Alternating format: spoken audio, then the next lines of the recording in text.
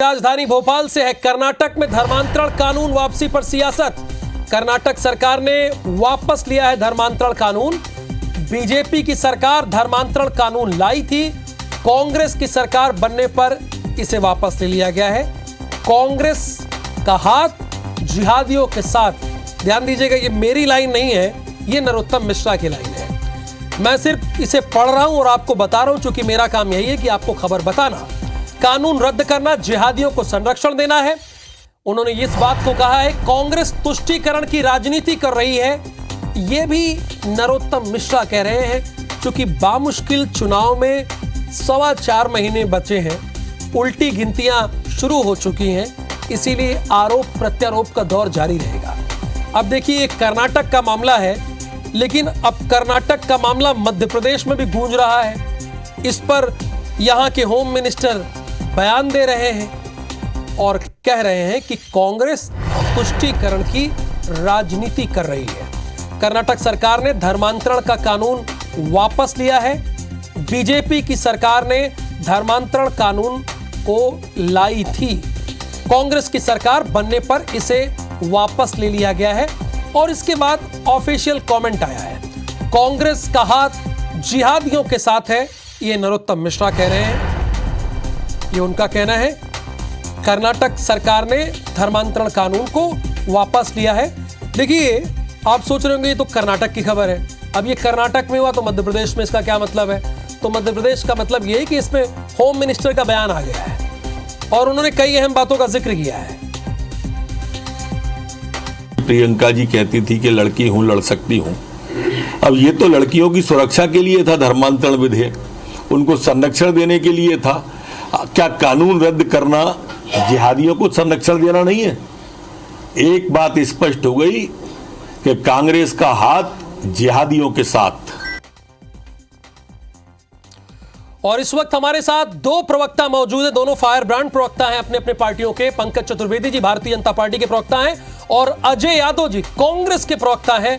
पंकज जी, आप ये किस आधार पे कह रहे हैं कि कांग्रेस का साथ जिहादियों के साथ है? आपके आधार क्या है आपके पास इसका? देखिए, कांग्रेस पार्टी ने कर्नाटक में शुरुआत करी राहुल जी 4% आरक्षण धर्म के आधार पर। हाँ, कोटा ओबीसी का काट कर 4% को देने की शुरुआत करी। और जैसे ही सरकार बनी तो सरकार ने सबसे पहला काम जो किया वो काम किया कि कर्नाटक में जो धर्मांतरण के विरोध का कानून था उसको वापस ले। वो कानून क्या कहता था कि बहला कर, फुसला कर, डरा कर, धमका कर यदि धर्मांतरण किया जाता है तो उसके लिए 3 साल की सजा और साथ में 25,000 के जुर्माने का प्रावधान था। यदि इसमें नाबालिग पाया जाता है तो नाबालिग के साथ करने पर सजा और जुर्माने की राशि बढ़ा दी जाती है। इसमें क्या गलत कानून था? स्पष्ट है कि ये कांग्रेस पार्टी लव जिहाद के पक्ष में है, इसीलिए कांग्रेस पार्टी ने तुष्टीकरण की सस्ती और घटिया राजनीति के चलते। चलिए अजय जी से पूछते हैं। अजय जी, धर्मांतरण कानून को वापस क्यों लिया गया? इसके पीछे की क्या वजह है? चूंकि बीजेपी अपने अपने तरीके से इसे परिभाषित कर रही है और जनता के सामने रख रही है। देखिए राहुल जी, भारतीय जनता पार्टी के झूठ बोलने से तथ्य नहीं बदलेंगे।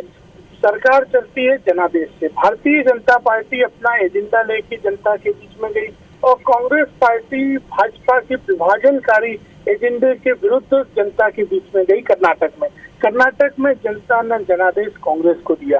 भारतीय जनता पार्टी ने बजरंग दल से लेके बजरंग बली तक हर तरह के भ्रम फैलाए, लेकिन जनता ने भाजपा को नकार दिया। ये भाजपा को स्वीकार करना पड़ेगा कि भारतीय जनता पार्टी को कर्नाटक की जनता ने माना कि आपकी नीतियां गलत है और जनता ने मौका दिया कांग्रेस पार्टी को। तो कांग्रेस पार्टी जनता के मिले हुए जनादेश के अनुरूप निर्णय ले रही है।